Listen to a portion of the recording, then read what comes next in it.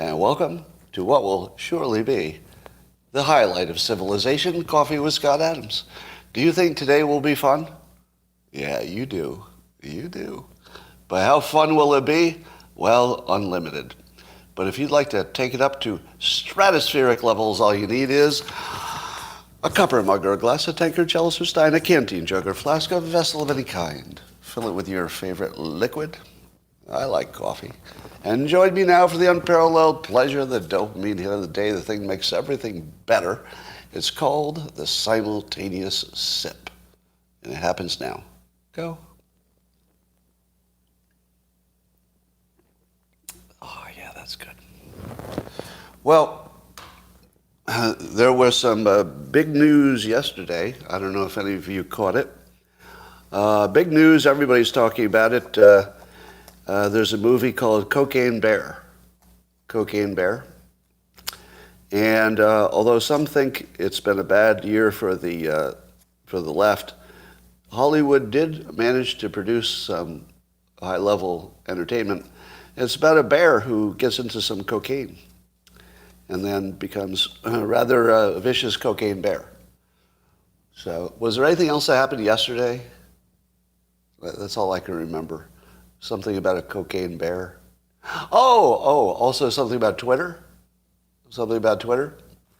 I get that confused with the cocaine bear. You can see how that would happen, right? It's like Twittergate, cocaine bear. It's practically the same story. You just change some of the names. But we'll get to that. First, Wall Street Journal reports that about 25% of manufacturers have reduced operations in China over the past year. 1/4 of manufacturers have reduced Chinese exposure. And so it begins. How many of you believed that any of that was going to happen when I started telling you it was going to happen a few years ago? I'll bet you didn't. Now, I didn't see the pandemic coming. But it did look to me like that China was too unsafe for business in a variety of ways. And that variety I could not anticipate. But I did tell you it would be too dangerous to do business in China, and here we are. Probably one of the least predictable predictions of all time. How many other people predicted that like 5 years ago? Not many. Well, I think I started in 2018, so 4 years ago. All right, there's a story that Vladimir Putin fell down some stairs at his home. And apparently he defecated himself on the way down the stairs. This is a report. It's not exactly the most confirmed report because it's a report of something that privately happened inside Vladimir Putin's home. I don't know that we have good information about that, but it's a good story. The story says that Putin has cancer and Parkinson's, and that was related to why falling down the stairs made him defecate himself. Now, to me, this was not the most surprising story. The most surprising story about this is I had a $100 bet that Biden would be the first world leader to fall downstairs and shit himself. But Putin takes the lead. He was the first leader to fall down the stairs and shit himself. Now, apparently, this is, he had a little practice because Putin had already, when he invaded Ukraine, he had already shit the bed. So now he has shit the stairs, and there's some report that he was taken to a couch where he probably shit the couch. So now Putin has shit a couch, some stairs, and the bed. But at least he's consistent. He's shitting everything. And Biden, still good. So I think we elected the right guy. Biden's still holding strong, keeping that feces inside him where it belongs. Jobless rate is 3.7. I think that's going to get a little higher because the layoffs that are coming. But that's pretty strong. Remember I tell you that there's one economic indicator I care about the most. It's the most predictive. And that is the jobless rate. So no matter what things you think are going wrong, as long as that jobless rate looks pretty good, and it does, we can power through whatever we're doing. It's only the jobless rate. If you lose that, you're in trouble. Like, that's depression time.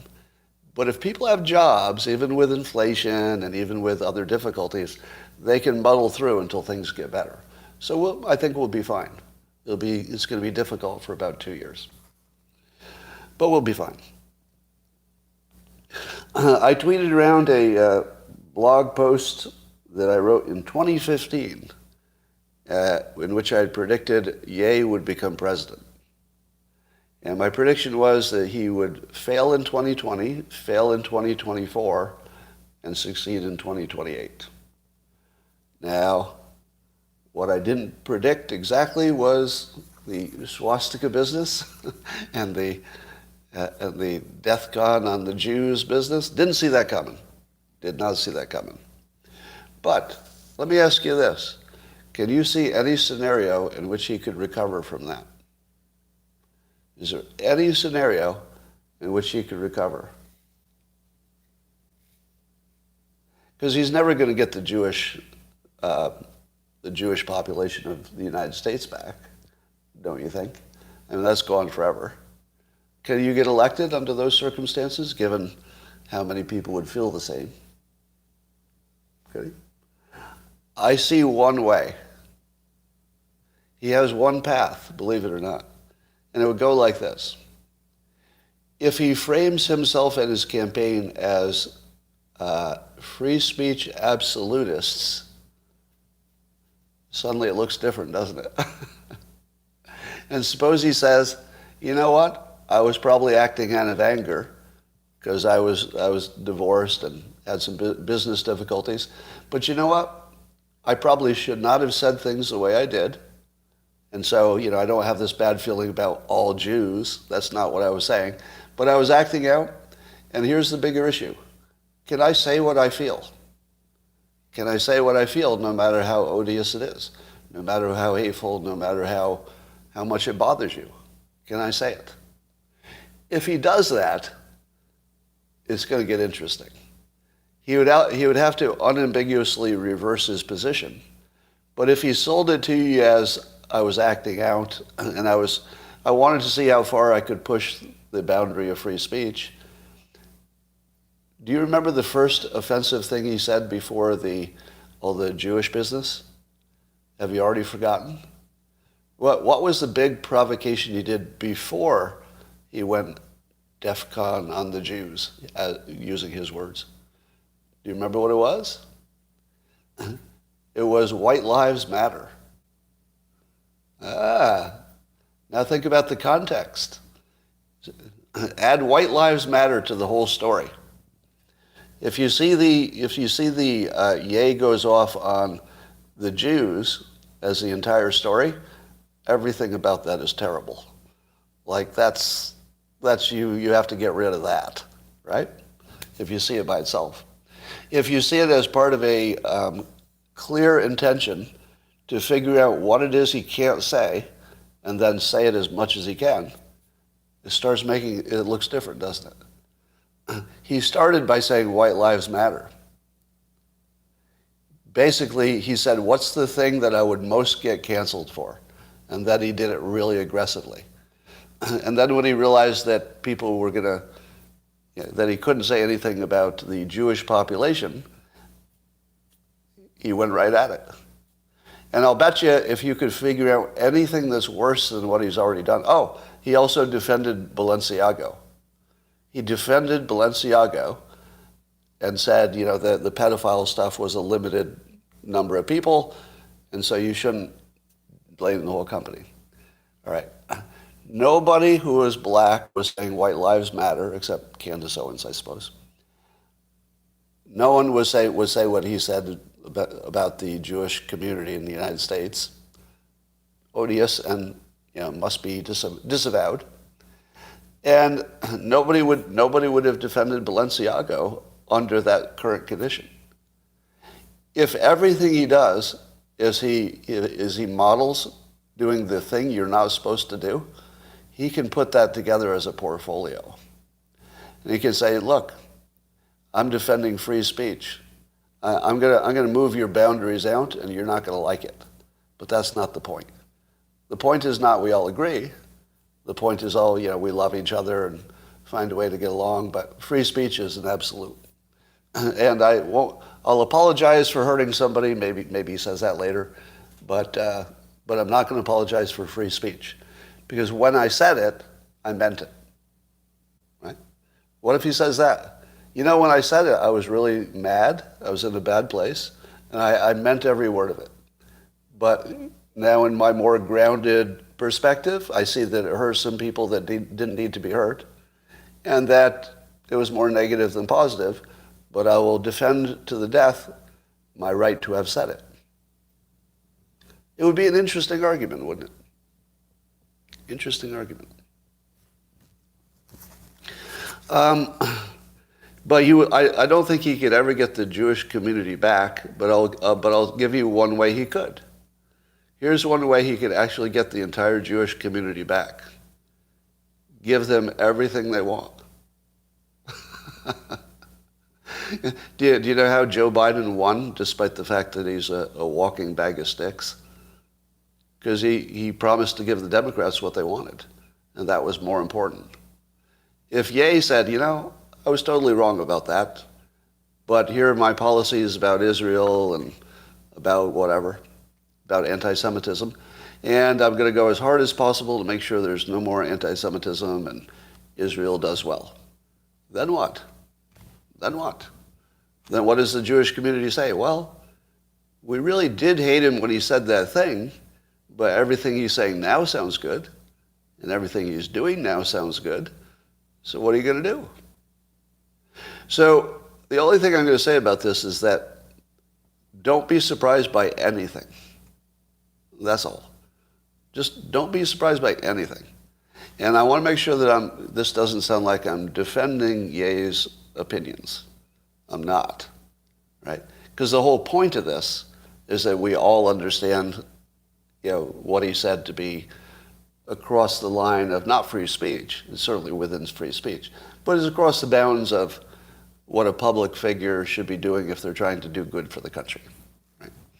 And I think Ye is likely to come around to that point of view, and but by the time he does, he's going to create five more controversies.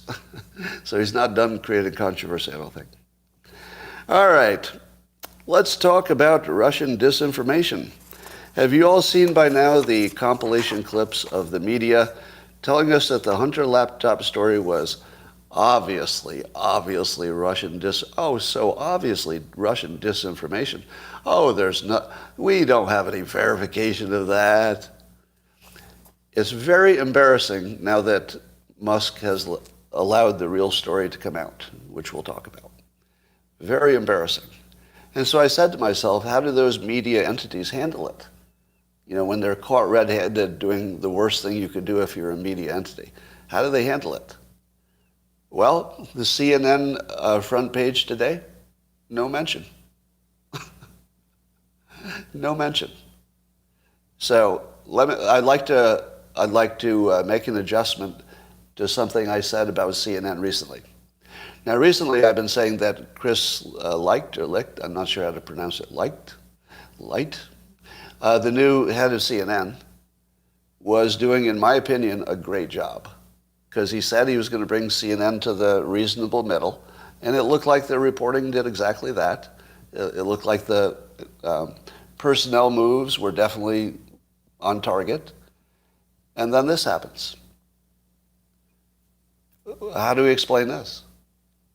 Do you think that the head of CNN is not aware that the entity he manages is intentionally hiding the biggest story of the year? Do you think he's not aware of that? Of course he is. Of course he is. So, Chris Light or Lecht or whatever your name is, fuck you. Fuck you, you piece of shit. You fucking piece of shit. I thought you had some potential. And I supported you against my critics. Against my critics, I took your fucking side. You fucking piece of shit. You are a traitor. You are not a patriot. You are a piece of fucking shit. You are scum. Tell us the fucking news, asshole. Show the fucking news. Suck it up.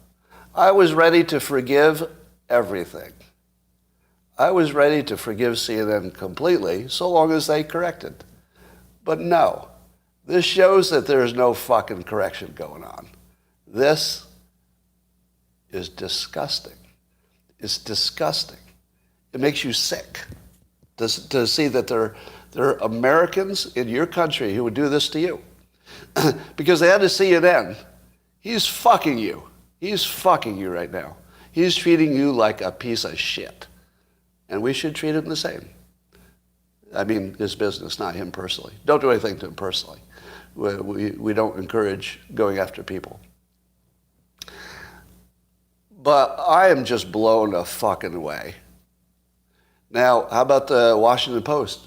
Big front page story? Nope. Nope. But do I hold it against the Washington Post as much as CNN? Nope, I don't. Because CNN lied to us. They said they're coming to the middle, and they fucking lied. Bastards. The rest of them, at least, they're staying true to their nature, right? The New York Times, well, you know. Now, how about the New York Times? I'm guessing the New York Times covered it, did they? And by the way, shout out to Axios. Shout out to Axios. Axios covered it just like it's news. Exactly the way you're supposed to cover the news. Like it's news. They covered it. Good. So Axios, you get an A+ for being an independent, reasonable entity for news. And I would recommend all of you to bookmark Axios because Axios showed that they are an asset to the country. Okay? CNN showed you that they are a detriment to the country. And I'm not even talking about like who you like for entertainment and news. This is fucking about the country. I mean, this is actually an attack on America. CNN not covering this is an attack on America. I mean, really, I could not be more pissed off. But MSNBC's, yeah, what are they going to do today? So here's how the left is starting to spin it. By the way, you all know this story by now, right? Do I need to tell you what the Twittergate story is all about? Let me hit the highlights, all right? Just in case somebody doesn't know. So Musk yesterday said he was going to tweet out the details of the Hunter laptop story and what Twitter did to suppress it. He had Matt Taibbi, investigative journalist who is very well respected on both the left and the right, which is very important. In the entire world, there probably was not a better choice for Elon Musk than Matt Taibbi. He's one of the few people who you think will call balls and strikes on both sides. Like, very rare. In fact, name the second person. Right? Name the other person who could do that job. Like, I can't even fucking think of one. If you said Glenn Greenwald, he's a little too controversial. He would be my second choice, perhaps. But Taibbi was by far the best choice for this, right? So Taibbi does the tweet storm, and we're waiting like 3 to 7 minutes for each new tweet, and it was, oh my God, it was so hard to wait for the next tweet because you're just there, come on. I mean, I started to get like mental disturbance from like wanting it so hard. But here's what we have learned, among other things. Twitter did indeed suppress the story. It was a major conversation within Twitter. And they did know that they were making up a reason for suppressing it. That was my take. Does anybody disagree with that take? That people within Twitter knew they were lying, and that the lie they came up with is that they couldn't confirm the laptop was not hacked. Do you know what else you can't confirm wasn't hacked? Pretty much everything. There's lots of things you can't confirm. It doesn't make it not news. So it looks like Twitter intentionally made up a bullshit story that would pass the legal muster. Because you can always say, well, we weren't sure it wasn't hacked. So it gives you this total out. And you can see the lawyer, Baker, the lawyer did the best job of making sure that when he was discovered later, because lawyers are smarter about what they write down, way smarter, right? You rarely will see a lawyer write down something that sounds illegal, because they know not to write that down. And so the way Baker did it was the most clever. Say, yes, we literally don't have a way to confirm that wasn't hacked. And I guess that's technically true. Now, so they did make up a bullshit thing. The other thing we learned is that there were a number of people within Twitter, apparently, I don't know how many, who could kick somebody off of Twitter or suspend them. And so they were getting requests from both the Trump administration, important point, and also the Biden administration, they were getting both the Democrats and the Republicans asking them for getting rid of users or suppressing users. So not only did they totally suppress the laptop story, but they used a tool that they only use for pedophiles. You couldn't even DM privately to another person the story about the Hunter laptop story. You couldn't privately DM it to somebody. Now that they only did that for pedophile stuff. That's how deeply and how hard they tried to suppress this thing. We also found out that requests to ban individuals by name were accepted.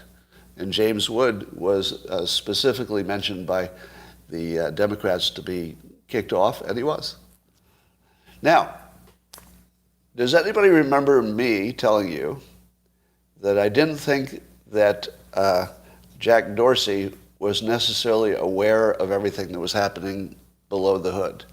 How many people heard me say that? Because, all right, we're getting lots of yeses on the locals channel because they've seen me the longest. All right, so we see some yeses. I needed you to confirm that because I'm the only person who predicted it. Would you agree? Would you also agree that nobody else in the world predicted that Jack Dorsey might not know the whole story of what's happening below the hood? Right? Now, how did I predict that? Let me tell you how I predicted it. Two factors. Number one is the Dilbert factor, which says that the people at the top very often don't know what's happening. This is just a very common situation. Number two, I like to think I'm at least a reasonable judge of character. And I had enough interaction with Jack to know it would have been completely out of his character to be just lying about this. Like just a straight lie. To me, he looked like he actually had a mystery that he couldn't solve either. And it looks like probably it took Musk to get in there and fire enough people and do enough stuff that they could get to the bottom of it. So I'm going to take credit for correctly noting that it didn't look like it would have been in character for Jack to have known everything that was happening. And that if you're managing two companies, that's going to happen. That's the obvious risk, is that if you're managing two companies, you're going to have one of them running, at least one of them running autonomously. And that's what was happening. All right.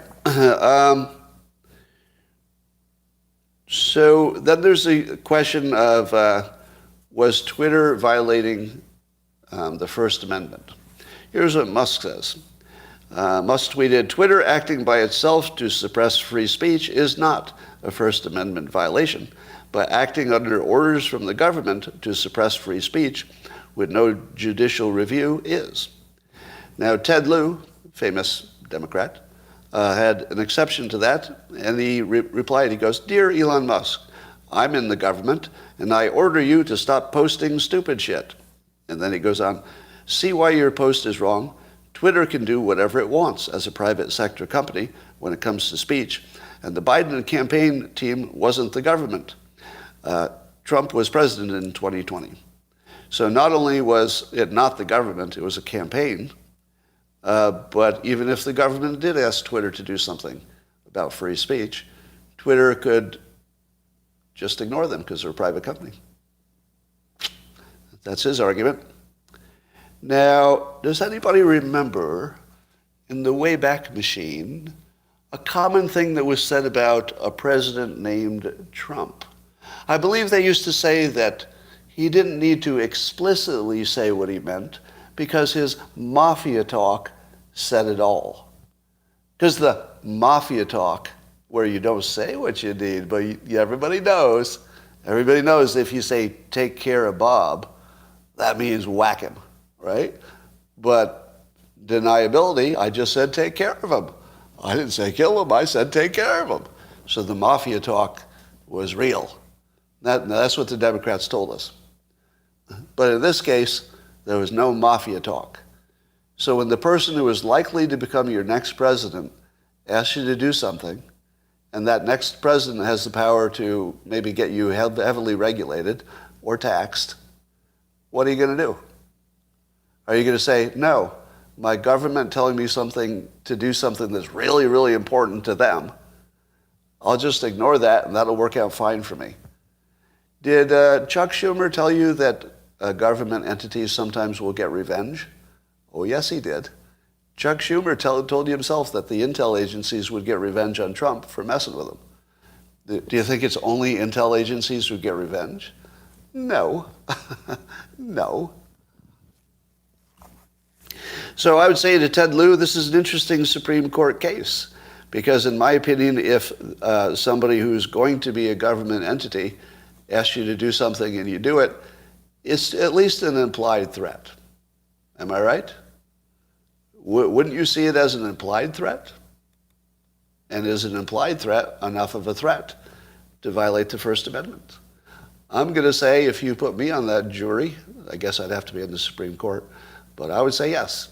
I would say that is a clear case of a violation of the First Amendment. But there is room for opinion. I can see how somebody would have a different opinion. Maybe. And then I replied to Ted Lieu, and I said, in this hypothetical, where Ted Lieu is asking Twitter to do something and they ignore him, I said, in this hypothetical, do you also have the power to punish Twitter with burdensome regulations if they don't bend to your will as a private company? I'm guessing that he won't answer that. Just guessing. You know who I haven't seen in the last couple of days? Carl Bernstein, also known as the worse than Watergate guy. Because I wonder if anything has happened recently that's worse than Watergate. Something that really just screams out for the worse than Watergate guy to go on CNN and say, it's worse than Watergate. I guess we won't see him. Now, what about the fact that the Trump White House did it too? Now, I'm concerned because when Matt Taibbi said, he said it clearly so that we all know this was not just the Biden campaign. This was not just Democrats. This was the Trump administration also asked Twitter to suppress some things. But without examples, how do we know if that's the same or something different? Do you have a general problem with your government flagging things that should be banned? Do you think that's a problem? I don't think it's a problem if it's users of Twitter doing it. So if there's a government employee who uses Twitter, and they're also a user, I believe that they can ask Twitter to do things as users, because they're citizens. So if any user, whether it's the government or somebody else, goes to Twitter and says, here's an account that's promoting hate or violence, let's say, anybody can do that, right? Nobody's stopping you from accessing Twitter and reporting something. Now the government, because they have connections, they might be able to reach an actual individual at Twitter and make an individual complaint. But I did that. I reached like real humans at Twitter and had real complaints, and they addressed it. I believe every citizen has access to Twitter, right? So if the Trump administration asked Twitter to do something, all that really matters is what did they ask them to do. The problem is not that they asked. I'm totally okay with the asking. It's what did they ask? If you're asking to get rid of James Woods, because James, is it Wood or Woods? If you're asking to get rid of somebody because they're politically inconvenient, bad, very bad. If you're asking to get rid of somebody because they violated Twitter's terms of service, but Twitter might not be aware of it, good, that's good, right? If you're telling Twitter to suppress the news, that's bad. That's very bad. But you get that the story is not who asked or that they asked, right? Do you all get that everybody can ask Twitter to do anything they want, including the government? Because I agree with Ted Lieu's basic comment that asking Twitter to do something isn't by itself a problem. It's what you ask them to do. If you ask them to suppress the most important story in the country, fuck you. If you ask them to look at an account that violated Twitter's own terms of service, fair enough. I mean, I've done that myself, right? So I'm going to criticize Matt Taibbi for not telling us a little bit more about what the Trump administration did, because it leaves us to speculate, and that's not good.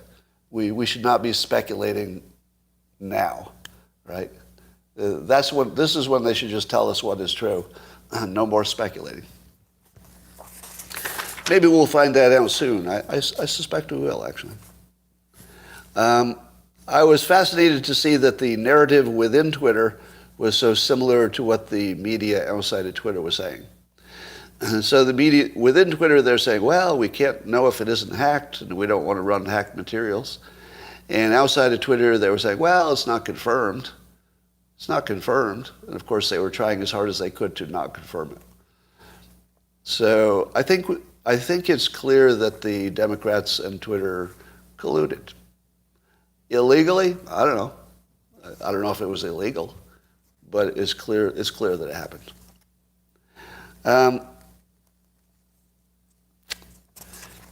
And there's no doubt about it, right? I don't think anybody's questioning that it happened. And now the GOP, Congress, the new incoming majority there in the House, wants to investigate the Hunter laptop stuff, and there was a survey. And if you're new to this live stream, some of you are probably new to the live stream, I'm going to do a demonstration to show you that the viewers of this live stream, on average, are way smarter than other people. Now watch this. This is without any prompting. How many people do you think answered the poll, roughly? Let's say, see if you can get it within, let's say, 2 points. What percentage of the public strongly disagrees with Congress looking into the Hunter laptop story? It's 23%. Now, are you amazed? This is how smart my audience is. That almost every one of you guessed within just 2 points. Like you were right on that. Wow. I applaud you. I don't think the word genius is overused in this case. You are all geniuses. All right. Now Joe Biden ran on, correct me if I'm wrong, I'll take a fact check on this.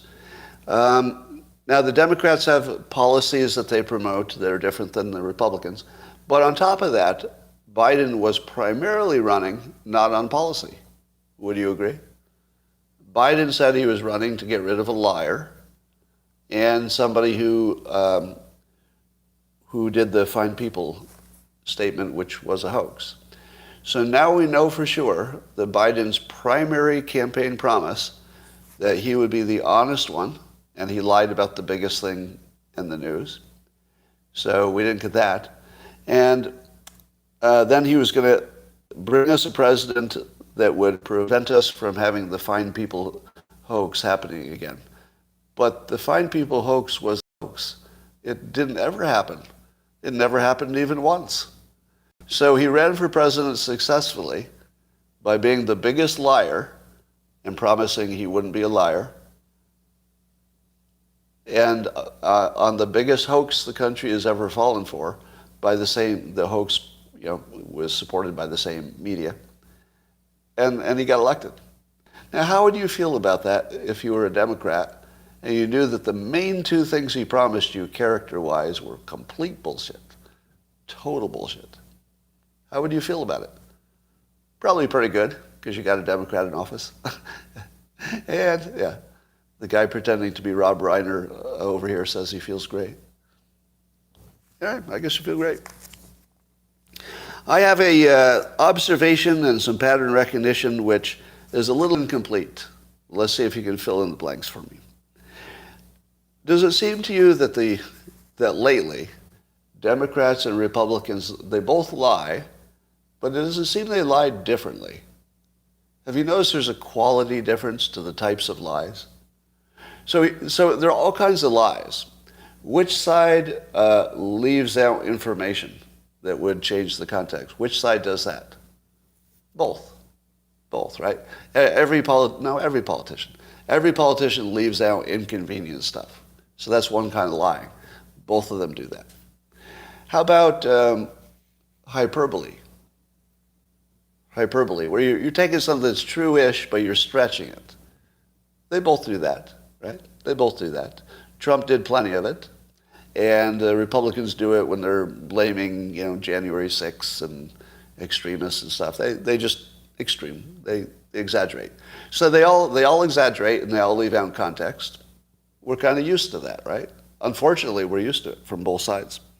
But how about imagining things that didn't happen? Which side is more likely to imagine something that didn't happen? No, it's Republicans. Yeah, everybody's saying Democrats because you're all primed. No, it's Republicans. Republicans believe more conspiracy theories. Republicans are going to believe Q. They're going to believe more conspiracy theories. Absolutely. Now, January 6th is definitely an example of, some bullshit. But that's more in the exaggeration category. January 6th was an exaggeration, not something just completely made up, just weirdly, extremely exaggerated.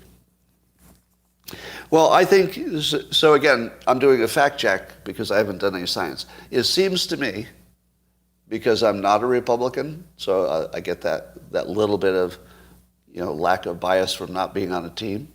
It seems to me Republicans will imagine things that didn't happen. But now here's the part you're going to agree with. Which side makes up facts that literally didn't happen at all? Just a complete made out of nothing fact. Which side does that? Democrats, yeah. The Russia collusion was just completely made up. The Russian disinformation hoax, completely made up, right?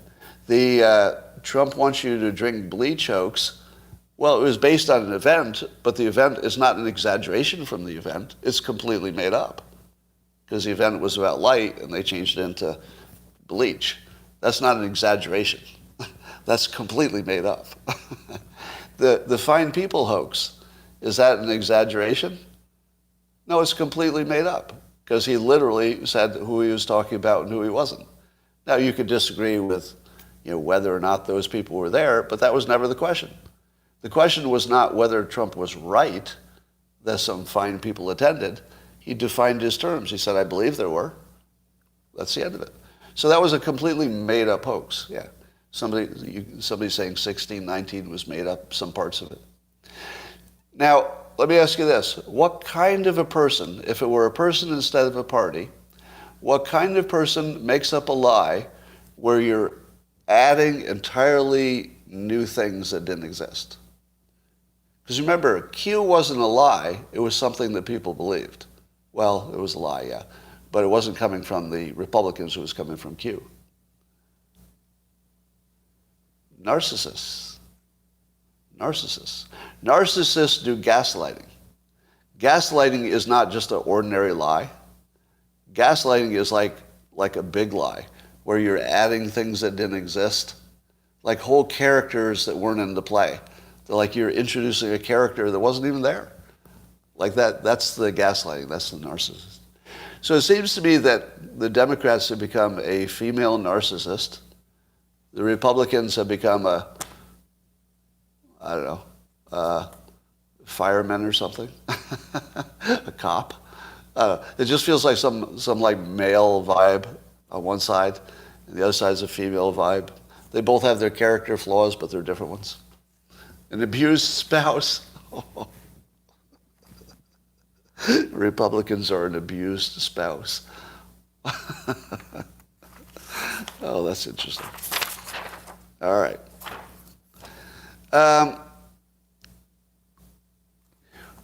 So the most interesting thing about this Twitter takeover is that, in my opinion, the Democrats can no longer do gaslighting. They have to change the way they lie. Because I think Twitter would penetrate any lies that were just made up shit. Right? Because the Twitter would call it out. But if you controlled Twitter, you could just make up stuff and nobody would call you out. Or at least nobody would see it. So what happens if the Democrats' gaslighting engine is gone? Because I think it is. I think it's their gaslighting engine. So we'll see how they do. All right, let me ask you this question. Now that you know that everything you suspected about Twitter suppressing the news was 100% true, what do you think you'll find out if the Republicans investigate the laptop? Will they find out that everything you suspected about Hunter Biden and the laptop and his foreign dealings was true? How many of you think it's going to be exactly what you thought it was? Like no surprises at all? I think we all do. Right? Well, a few of you said no. Could be some surprises. My best guess is that it is exactly what it looks like. Now, that doesn't mean anybody's going to jail. I'm not sure there's a crime there. But it is exactly what it looks like. It's, influence for money. There's no doubt about that. Now, I don't know if you will ever get to the point where you can show that Joe Biden is beholden to Ukraine or something like that. That's a whole different level. But I think we'll definitely find out that everything you thought about trading influence for money was exactly what you thought. Exactly what you thought. Yeah, and probably nothing will happen from it. All right. Ladies and gentlemen, yesterday was probably one of the most amazing days of news and revelation. But it's going to be completely killed by the mainstream media, right? It'll just be completely ignored. It's already happening. And I think that they can get away with it. It would be real interesting to wait a month and then ask a Democrat on the street what they know about this story.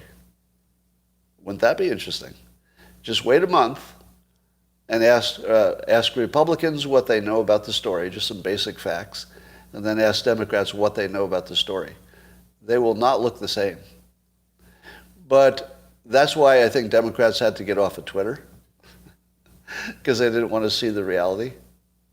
There's definitely something to wanting to remain in your illusion, because I've done it myself. I'm doing it right now. I'm completely aware that I've built an illusion around myself, and I live in it willingly.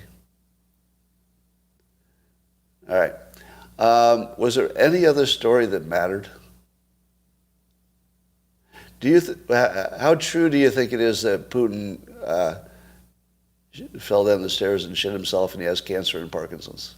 How true do you think that is? Because that sounds like Ukrainian misinformation to me. Yeah, I'd give it 20% chance, something like that. Now, but here's another possibility. The other possibility is that our intel already knew how bad Putin was. One of the explanations for why we're pushing Putin as hard as we are is that he might not be at full power. Like, it could be that the Biden administration knows they're dealing with a weakened Putin, and this is the time to push him. Could be. And it could be that they'll turn out to be right. Could be. Yeah, Putin. Yeah, when Putin becomes a thing, that's tough. Biden is weak too. Well, Biden might be weak, but I feel like there's some kind of a collective, running the show that might not be weak. We just don't know who it is. Putin. Oh my God. Putin's name actually starts with poo. Vladimir Putin. I think he just became Vladimir Putin.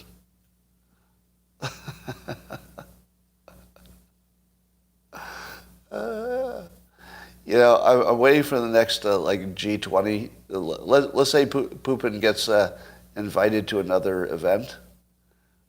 Somebody's going to be walking up a set of stairs right behind him. And you better put Justin Trudeau behind him, right? That's what I do. If I were Trump, I was walking up the stairs with the other G20 people, and I ended up behind Vladimir Putin. I'd reach around and I'd grab Justin Trudeau and I'd put him in front of me as like a shield. He'd be my Putin shield. Did I see Dr. Drew's video on foot-long clots? I saw it existed, but here's what I never want to see. One doctor telling you what he saw. Right? So I don't know if that's what Dr. Drew did. But if you talk to one doctor who's making some claims, I don't have any credibility on that. That would be the lowest level of credibility. If you had two doctors who had different opinions and looked at the same data, and then you add them on and they talked it out, I might come up to an opinion. But I'm never going to form an opinion from one person without the other side. Doesn't mean he's wrong. Doesn't mean he's wrong. I'm just never going to form an opinion on that kind of information. But it sounds interesting. I'd like to watch it. You already have a dozen doctors saying they've seen clots. So what's that worth? So now let's say there's a dozen doctors, notable doctors, high visibility, who are saying the same thing about the long clots. And the value of that is what? Still zero. Yeah. The credibility of 12 notable doctors making the same claim is still zero. You know why, right? Because it's still zero people on the other side. How about if it's 100? 100 doctors. They show you their work. They make their case. It's all very convincing. There's 100 of them, and there's nobody you've heard from on the other side. So how credible is that? Zero. You should rank that as zero because you haven't heard the other side. You cannot ignore the single most important rule of decision making. Hear the other side. It's number one. There's nothing that's more important than that. So if you've only heard one side, that's all you know. That's all you know is that one side said it's true. You don't know what's true. In that case, are the Twitter files not credible? Well, I'm talking about doctors specifically, but you note that nobody's on the other side of the Twitter files. There's nobody, and they could. I mean, there's plenty of people who know the inside story. There's nobody saying, well, you got that wrong. So you do expect whistleblowers.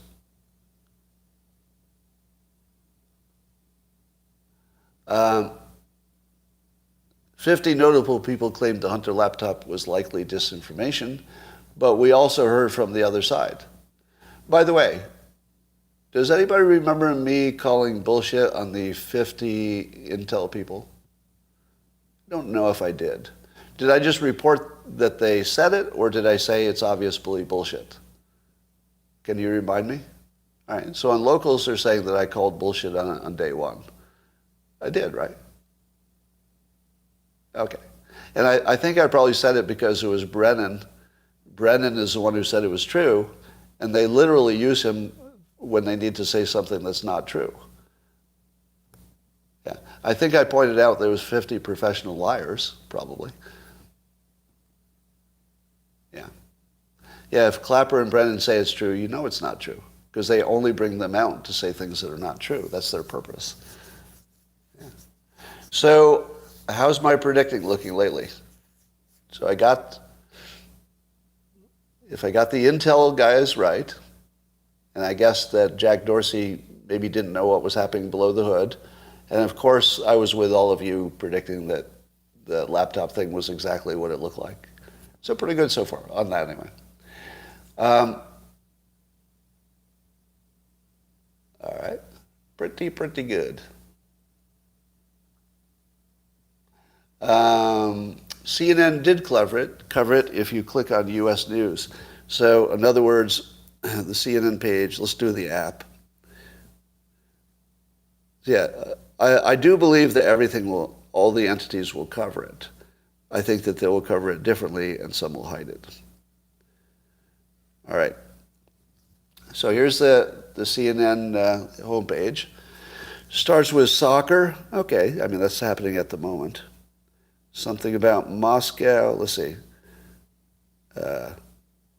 See what's happening in Moscow. FedEx driver. James Brown mystery. Something about a virus. Something about Trump. Something about Trump's tax returns. Something about Iran, Venezuela, Brazilian football legend, Biden analysis. How far do I have to go? How far do I have to go before I get the biggest story in the country? Yeah, we keep going. Rogue wave. So on an Arctic cruise, there was a rogue wave that killed an American woman on the ship. I actually did a Arctic, not Antarctic. Wow.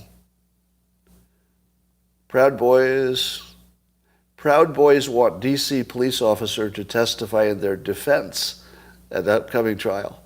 The Proud Boys want the police to testify in their defense. That could be interesting. Man fathers over 117 children. Oh, okay. And the guy who fell off the cruise ship said he battled some sort of creature to survive while stranded in the ocean. And New York City is hiring a rat czar. A rat czar. There's so many rats in New York City that they need a rat czar.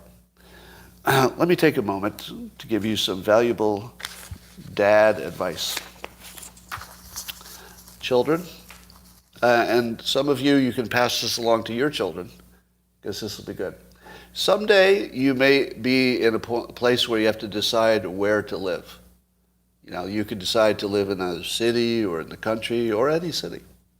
When you're making that decision, I would like to add to your criteria that if the city you're considering moving to has a rat czar, cross it off the list. That actually should be the first thing you should look for. I know people look for good schools and low crime and a good commute, but I would say rat czar, that needs to be the first part of the checklist. Should I go where I will be overrun by rats? No. I'm going to say no to that. Do not go where you will certainly be overrun with rats. Yeah, so Baltimore is just totally off the list.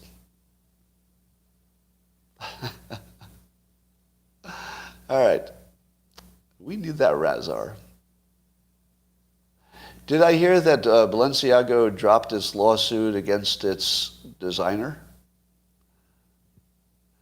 So how long has it been since we found out who at Balenciaga did that pedo-related visual stuff and why? You telling me we still don't know why and who did it? Here's another dog not barking. The person who got fired at Balenciaga. Nobody? Really? Nobody got fired. Have you heard of anybody getting fired? Nobody. You should fire somebody just for the look of it. Right? What are we looking at here? Is this a new CNN? It's our job to go there, February 2007, and tell the hard stories, yes. All right.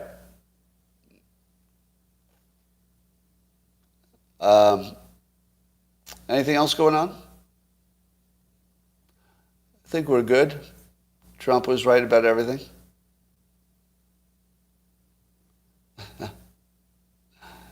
uh, Kim Kardashian needs to sever her ties? What would happen if Trump retweeted Matt Taibbi's tweet thread and nothing else? Pandemonium. Pandemonium. That is a really good idea. If there's anybody on the Trump team listening, if Trump did one tweet and that's it, and that was his goodbye to Twitter, he might come back if Truth Social doesn't work out. But that would be strong, because then everybody would be talking whether he was going to keep tweeting. You wouldn't be able to stop talking about Trump, and he would insert himself in the story with one tweet. That would be a good play. So whoever suggested that, very strong suggestion. I love that. Not only tweet it, but block the replies. Oh, that's even perfect. Yeah. I mean, I can't see Trump blocking replies, but that would be perfect. He's in contract. Yeah, I don't believe that Trump can tweet. He probably has a contract that keeps him on Truth Social. But I can imagine him talking to whoever he has the contract with and say, how about I tweet this, and then I'll say, see me at Truth Social for more. And just use Twitter as his marketing vehicle. I mean, that would be the way to do it.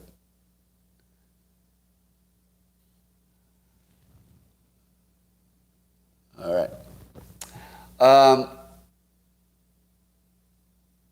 Love that idea? Yeah.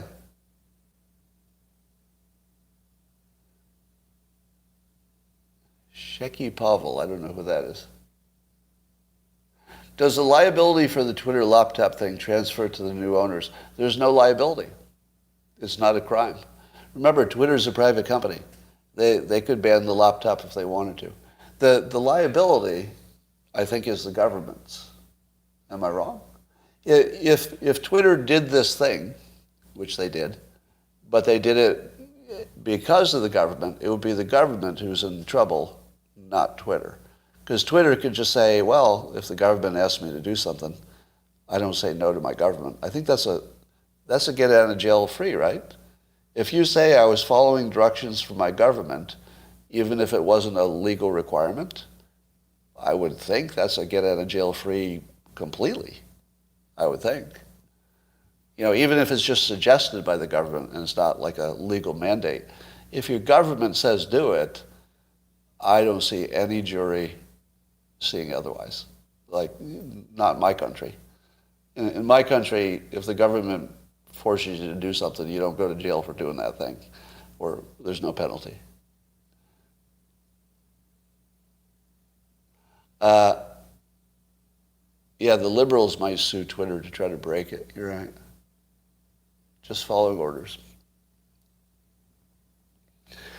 All right, Biden was not the government, but do you think the people on his team were not operating as if they were a government? Yeah, I mean, those are interesting nuances. Whether the campaign is really the government or it's a pre-government, that might matter to the Supreme Court. I could see how that would matter. So I don't know how it would come out. Yeah, members of Congress were probably involved because they were probably working on his campaign with him. But I don't know exactly who contacted who and how many times. I wonder what Dershowitz will say. That's always a big question. Scott, did Biden steal your define America equals possible from your define America equals impossible? I don't recall that. So I don't know the reference. So I don't know the reference of what Biden did. When did Biden do that? And I don't know what I said that you think might have. So I guess I don't know.